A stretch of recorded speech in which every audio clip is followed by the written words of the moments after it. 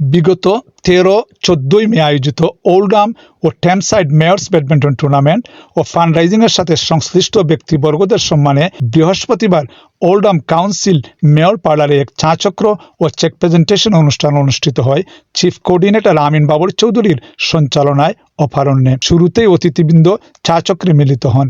এরপর আনুষ্ঠানিকভাবে সবার মূল কার্যক্রম শুরু হয়।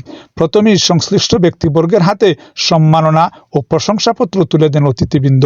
এতে বক্তব্য রাখেন Oldham council mayor councillor doctor Zahid Chauhan, Tameside council mayor councillor Tahfin Sharif, ম্যানচেস্টারস্থ বাংলাদেশ হাই কমিশনার কাজী জাউল হাসান, ম্যানচেস্টারস্থ Bangladesh Biman manager Mahmudur Rahman, deputy lieutenant Mujahid Khan, councillor Mumtaz Ali Azad, councillor Naila Sharif সহ কমিউনিটির বিশিষ্টজনেরা।